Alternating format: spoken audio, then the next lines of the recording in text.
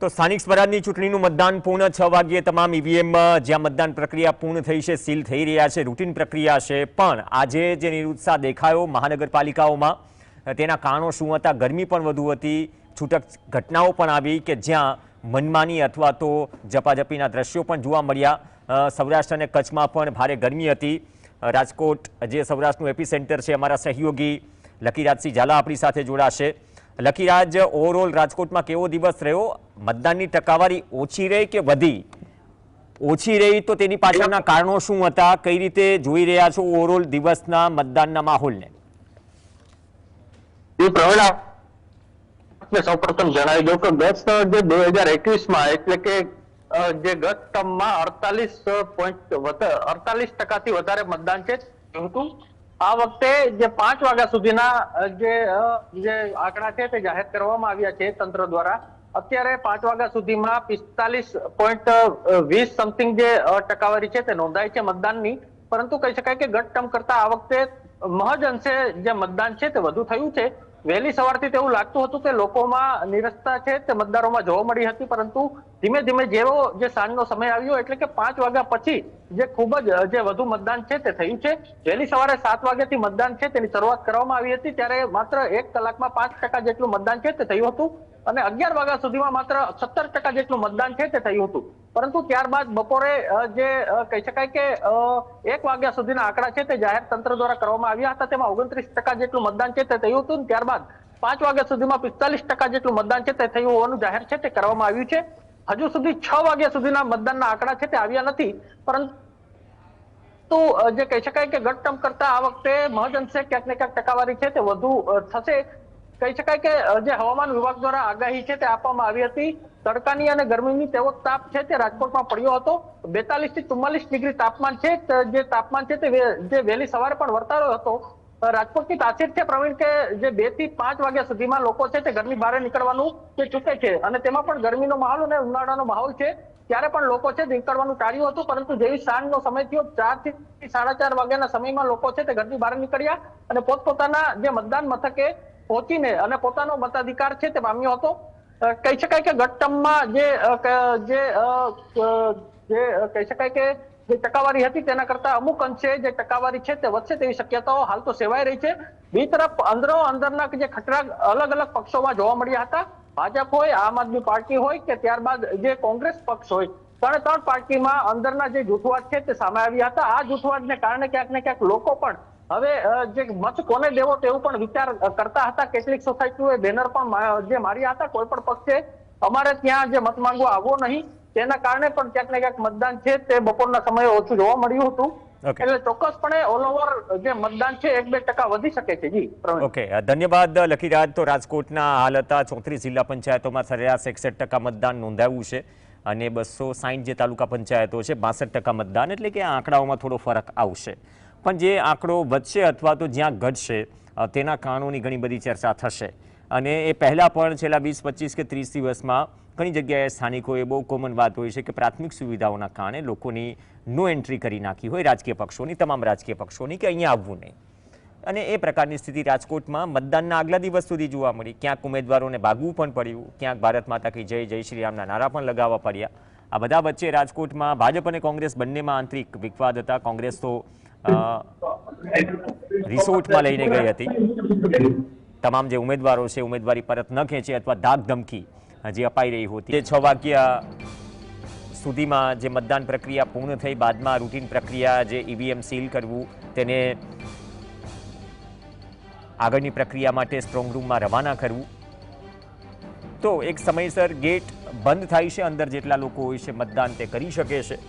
તો અલગ અલગ બૂથ પર મોટી જગ્યાએ ઈવીએમ સીલ કરવાની પ્રક્રિયા પણ પૂર્ણ થઈ ચૂકી છે અને ધીમે ધીમે હવે ફાઇનલ આંકડો પર આવશે કે ફાઇનલ આંકડો શું છે જે આ વખતે સ્થાનિક સ્વરાજની ચૂંટણીમાં સામે આવે છે। સ્થાનિક સ્વરાજની ચૂંટણીને લઈને વહેલી સવારથી જ મતદાન પ્રક્રિયા શરૂ કરવામાં આવી હતી અને 6 વાગ્યાના ટકોર દરમિયાન મતદાન બૂથ પર જે છે તે ગેટ બંધ કરી દેવામાં આવ્યો છે અને હાલ ઈવીએમ મશીન સીલ કરવાની કામગીરી કરવામાં આવી રહી છે। આપણે દ્રશ્યો બતાવવાનો પ્રયત્ન કરી રહ્યા છે કે હાલ અત્યારે જે રીતના ઈવીએમ મશીન જે છે તે હવે સીલ કરી દેવામાં આવ્યું છે. 5 વાગ્યા સુધી આંકડા જે છે તે સામે આવ્યા છે. 51.88% જે છે તે મતદાન થયું હોવાનું સામે આવી રહ્યું છે. બપોરના દરમિયાન ગરમી વધુ હોવાના કારણે મતદારો બૂથ પર જે છે તે ન પહોંચ્યા હતા, કારણ કે ખૂબ જ વધુ ગરમી હોવાના કારણે જે મતદારોની અંદર એક નિરાશા જોવા મળી હતી. પરંતુ 4 વાગ્યા બાદ ચોક્કસપણે ઘસારો જે છે તે જોવા મળ્યો હતો અને હવે ઈવીએમ મશીન સીલ થઈ ચૂક્યું છે અને ઈવીએમ મશીનની અંદર ઉમેદવારીનું ભાવિ પણ જે છે તે સીલ થયું છે. હવે 48 કલાક બાદ એટલે મંગળવારના દિવસે હવે મતગણતરી થશે અને ત્યારબાદ જ કોણ બાજી મારે છે તે જોવાનું રહેશે. પરંતુ હાલ હવે મતદાન પ્રક્રિયા જે છે તે પૂર્ણ થઈ ચૂકી છે. હાલ જે રીતના ઈવીએમ મશીનો જે છે તે સીલ કરવાની કામગીરી કરવામાં આવી રહી છે, બીજી તરફ તમામ ઈવીએમ મશીન જે છે તે ગાંધી કોલેજ ખાતે લઈ જવામાં આવશે અધિકારીઓના આગેવાનોમાં અને ખાસ કરીને જે મંગળવારના રોજ જે છે તે મતગણતરી કરવામાં આવશે. સાહેબ જગતાપ, GSTV. ગાંધીનગર જિલ્લાની કલોલ નગરપાલિકાની સામાન્ય ચૂંટણી માટેનું મતદાન અત્યંત શાંતિપૂર્ણ માહોલમાં સંપન્ન થયું. તમામ 11 વોર્ડમાં સવારથી જ મતદારોમાં ઉત્સાહ જોવા મળ્યો હતો અને દિવસના અંતે સરેરાશ 51%થી વધુ મતદાન નોંધાયું. પ્રક્રિયા પૂર્ણ થતાં જ ચૂંટણી અધિકારીઓ દ્વારા ઈવીએમ સીલ કરવાની કામગીરી હાથ ધરાઈ હતી.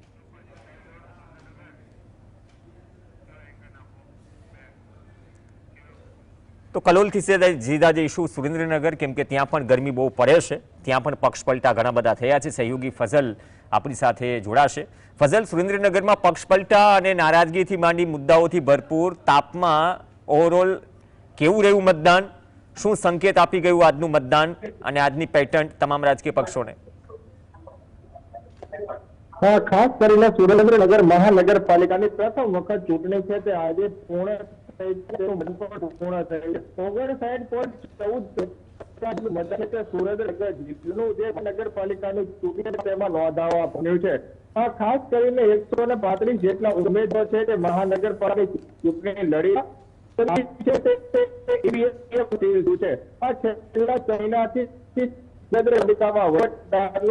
પરંતુ આ સારા રોડ રસ્તા કારણે મતદાન છે તે થયું. જે ગરમીનો પારો છે 44 ડિગ્રી આંકડો છે તે ગ્રાફ છે તે નીચે જઈ રહ્યો હતો અને તે છતાં પણ સુરેન્દ્રનગરનું સરેરાશ મતદાન છે તે 13 વોર્ડનું 59% નોંધાવા પામ્યું છે. ત્યારે હવે આ જે ઈવીએમ સીલ કરવા કામગીરી છે તે તંત્ર દ્વારા હાથ ધરવામાં આવી રહી છે. આ ઈવીએમ છે તે આર્ટ્સ એન્ડ સાયન્સ કોલેજ ખાતે મોડી રાત સુધીમાં પહોંચાડી દેવામાં આવશે અને ત્યારબાદ મંગળવારના રોજ મતગણતરી યોજાવાની. તંત્ર મતગણતરીને લઈને પણ કાલથી કામે લાગવાનું છે. કોઈ પ્રકારની ગેરરીતિ ન થાય તેની તકેદારી પણ તંત્રના અધિકારીઓને ચુસ્ત પોલીસ બંદોબસ્ત વચ્ચે આ ઈવીએમ મશીન છે તે MP Shah arts and science કોલેજની બિલ્ડિંગમાં રાખવામાં આવશે. પરંતુ કાંઈ ના કાંઈ પ્રકારે સુરેન્દ્રનગરમાં સ્થાનિક સ્વરાજ્યની ચૂંટણીમાં નીચું મતદાન થતા જે ઉમેદવારોની ઊંઘ છે તે હરામ થઈ ગઈ છે. કારણ કે દર વખતે જયારે ગત ચૂંટણીની વાત કરવામાં આવે તો સુરેન્દ્રનગર જિલ્લાનું જે સ્થાનિક સ્વરાજ્યની ચૂંટણી હતું તેનું મતદાન છે 63.98% જેટલું નોંધાવા પામ્યું હતું. તેના સ્થાને આજે જયારે ચૂંટણીનું મતદાન પૂર્ણ થયું છે ત્યારે 59% જેટલું સરેરાશ પોલ ઓવર મતદાન છે તે નોંધાવા પામ્યું છે. એટલે 8% જેટલું મતદાન છે તે ઘટ્યું છે, જેને લઈને આ સીધી પરિણામ ઉપર પણ તેની અસર થવાની છે. હાલના તબક્કામાં જયારે વાત કરવામાં આવે તો લગ્ન સુરેન્દ્રનગર સિટી વિસ્તારમાં જ અલગ અલગ 32 સ્થળો ઉપર લગ્ન હતા, ત્યારે લગ્ન ગાળો પણ આ મતદાન ઉપર મહત્વની ઇફેક્ટ છે તે પાડી શક્યું છે અને નીચું મતદાન થતા હાલના તબક્કામાં ઉમેદવારોની ચિંતામાં પણ એક પ્રકારે વધારો થયો છે. મતદાન પૂર્ણ થયું, કવરેજનો પ્રોબ્લેમ સોલ્વ થયો છે. વિરેન્દ્રસિંહ ભાટિયા અમારી સાથે અમદાવાદથી જોડાશે. વિરેન્દ્ર, કયા વિસ્તારમાં હતા? નજીકથી પ્રક્રિયા જોઈએ આ ધોમધકતા તડકા વચ્ચે નિરસ્તા રહી કે ક્યાંક વધુ મતદાન થયું? શું સૂચવે છે આજનું મતદાન અમદાવાદનું? બિલકુલથી પ્રવીણ, કે વહેલી સવારથી જ જીએસટીવી દ્વારા તમામ વિસ્તારોની અંદર ગ્રાઉન્ડ ઝીરો રિપોર્ટિંગ એટલે કે જે લોકશાહીનો પર્વનો આ તહેવાર એટલે કે મતદાન રહેતું હોય છે ને તેની અંદર વહેલી સવારે જે મતદાનની પ્રક્રિયા છે તેની અંદર થોડીક લાઈનો છે તે જોવા મળી હતી, પરંતુ બપોરના સમયે જે મતદાન મથકો છે તે તમામ મતદાન મથકો છે તે સુમસામ જોવા મળી રહ્યા હતા, કારણ કે ધગધગતી જે ગરમી હતી તે ગરમીના પારાની વચ્ચે જે તમામ જે પબ્લિક એટલે કે જે જનતા છે, મતદારો છે, તે લોકો મતદાન મથક સુધી આવ્યા ન હતા અને ઘણી ખરી જગ્યાઓ ઉપર જે મતદાન મથકો છે તે ખાલી જોવા મળી રહ્યા હતા. પરંતુ પ્રવીણ, જો વાત કરવામાં આવે તો સરેરાશ 53% જેટલું મતદાન થયા હોવાની વાત છે તે અત્યારે કરવામાં આવી રહી છે. પરંતુ આ જે મતદાન છે તેની અંદર ક્યાંક નિરાશા છે તે જોવા મળી રહી છે. ઘણી ખરી જગ્યાઓ પર વહેલી સવારથી લાઈનો જોવા મળી, પરંતુ સૌથી મોટી વાત એ કહી શકાય કે ઘણી ખરી જગ્યાઓ ઉપર જે વિકાસની વાતો કરવામાં આવતી હતી તે વિકાસની વાતોથી જે સ્થાનિક લોકો હોય તે વંચિત જોવા મળ્યા હોય ને ક્યાંક મતદાન ઓછું થયું છે તેની વાત સામે આવી રહી છે. ઘણી ખરી જગ્યાઓ પર જે મતદાન વધુ કરવામાં આવ્યું છે. કયા વોર્ડમાં વિરેન્દ્ર સૌથી વધારે મતદાન નોંધાયું, ક્યાં ઓછું નોંધાયું? જ્યાં ઓછું નોંધાયું, સત્તા પક્ષ કે વિપક્ષ, કોના માટે ચિંતાનો વિષય? બિલકુલથી કહી શકાય, કારણ કે પ્રવીણ, અત્યારે કહેવું ખૂબ જ અશક્ય છે, કારણ કે વિપક્ષ અને સત્તાધારી પક્ષ આ બંને પક્ષ અત્યારે જે પ્રમાણે મતદાનની પ્રક્રિયા ચાલી રહી હતી તે મતદાનની પ્રક્રિયાની અંદર જે પ્રમાણે વોટરો છે તે વોટરોને બોલાવવામાં આવી રહ્યા હતા, કારણ કે ઠેર ઠેર એવા વિડીયો પણ છે તે પ્રવીણ વાયરલ થયા હતા અને સત્તાધારી પક્ષ હોય કે વિપક્ષ હોય તે મતદારોને રીઝવી રહ્યા હોય, તેમની ગલીએ ગલીએ જઈ રહ્યા હોય તેવું લાગી રહ્યું હતું. ક્યાંક અમદાવાદનો પૂર્વ વિસ્તાર છે તે રોડ, રસ્તા હોય, માર્ગ, તેની સાથે સાથે ડ્રેનેજની લાઈનો હોય, તેની તમામ જે કામગીરી છે તેનીથી વંચિત હોય. જ્યારે ચોમાસું સત્ર શરૂ થતું હોય છે પ્રવીણ, તે સમયે અમદાવાદ શહેરની અંદર પૂર્વ વિસ્તારથી તો ઠીક છે, પરંતુ પશ્ચિમ વિસ્તારની અંદર પણ પાણી ભરાવાની જે સમસ્યાઓ છે તે અવારનવાર સામે આવતી હોય છે. તે પણ મહત્વના કારણો રહી શકે તેવું લાગી રહ્યું છે. તમામ જે પ્રત્યાશીઓ એટલે કે તે તમામ જે ઉમેદવારો હતા તે ઉમેદવારોનું ભાવિ છે તે સાંજે 6 વાગ્યા સુધીની અંદર તેમનું કેદ થયું છે અને મંગળવારના દિવસે તે તમામ જે ઉમેદવારો હતા તેનું રિઝલ્ટ નીકળી આવશે. પરંતુ કહી શકાય કે આ વખતે જે પ્રમાણે મતદારોએ તેમને જે મતદાન કર્યું છે તે મતદાનની અંદર ખૂબ જ સારું મતદાન કહી શકાય, કારણ કે જે વિકાસ, રોડ, રસ્તા, ડ્રેનેજની લાઈનો, તમામ જે પાયાની જે પ્રશ્નો હોય છે, જે કારણ કે સ્થાનિક સ્વરાજની જે ચૂંટણી છે ને તે સ્થાનિક સ્વરાજની ચૂંટણીની અંદર પાયાના પ્રશ્નોને છે તે સામે આવતા હોય છે ને તે પરિબળો ખૂબ જ કામ કરતા હોય છે. પરંતુ તેની સાથે સાથે જો પ્રવીણ વાત કરવામાં આવે તો ઘણી ખરી જગ્યાઓ પર ભાજપ તેમજ કોંગ્રેસના જે કાર્યકર્તાઓ છે તે આમને સામને આવી ગયા હતા અને મારામારીના દ્રશ્યો પણ સામે આવ્યા હતા. તેની સાથે સાથે પોલીસનો ચુસ્ત બંદોબસ્તની વચ્ચે પણ આ પ્રકારની જો ઘટના થતી હોય તો ખૂબ જ નિંદનીય ઘટના કહી શકાય.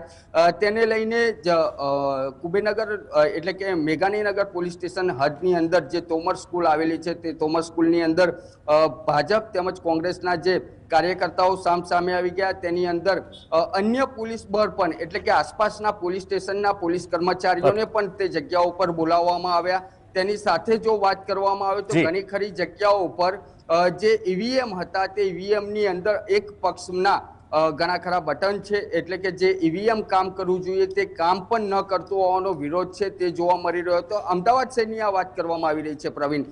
પૂર્વ વિસ્તાર તેમજ પશ્ચિમ વિસ્તાર બંને વિસ્તારોની અંદર આ પ્રકારની સમસ્યા છે તે વહેલી સવારથી તે બપોર સુધીમાં સર્જાઈ હતી ને ત્યારબાદ ચૂંટણી પંચ દ્વારા જે ઈવીએમ છે તે બદલવામાં આવ્યા હતા. આભાર વિરેન્દ્ર. સમગ્ર વડોદરાથી અમારા સહયોગી રૂપેશ ચોકસી જોડાશે. રૂપેશ, સંસ્કારી નગરીમાં તો જનજાગૃતિના કાર્યક્રમમાં બિહાર મોડલના ઠુમકા બહુ લાગ્યા. ઘણા દિગ્ગજોની ટિકિટ કપાઈ હતી વડોદરામાંથી, સ્ટેન્ડિંગ કમિટી ચેરમેનથી લઈને મેયરથી લઈને બધાની. તો કેવો રહ્યો ઓવરઓલ માહોલ વડોદરામાં? કઈ એવી 5 બાબતો રહી જે આ પહેલાં વડોદરાએ નહોતી જોઈ અથવા તો રૂટીન રહ્યું તપતપતી ગરમીમાં વડોદરા પણ? રૂપેશ. જી ચોક્કસ પ્રવીણજી, જે પ્રકારે વડોદરાનો માહોલ હતો, વડોદરામાં સવારથી એક તબક્કો એવો હતો કે જેવું લાગતું હતું કે નીરસ મતદાન થઈ શકે છે. બપોર પડતા પછી એવું લાગ્યું કે ઓર નીરસ થઈ શકે છે. પણ આ તમામ વાતો વચ્ચે એક મેજિક ફિગર આવી છે. એટલે ચોક્કસ ગત ટર્મમાં કરતા વધુ મતદાન થવાની પૂરેપૂરી સંભાવના છે. 58 થી 60% આસપાસ આંકડો પહોંચી શકે એમ છે.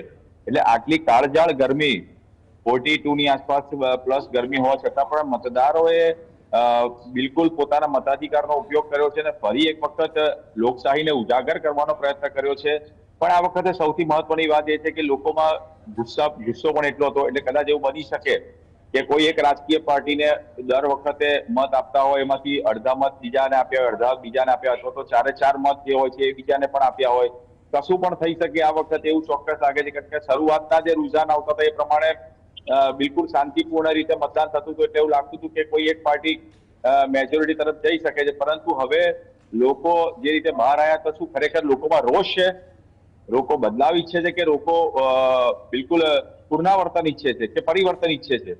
આ બે વાત બહાર આવી રહી છે, પુનરાવર્તન કે પરિવર્તન.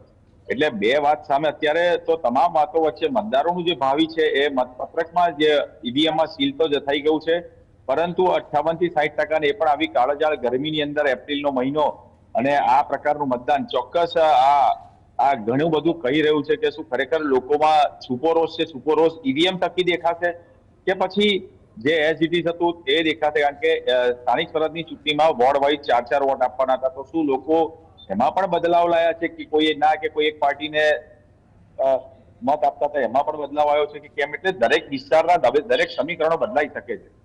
ઓકે, ધન્યવાદ રૂપેશ સમગ્ર અપડેટ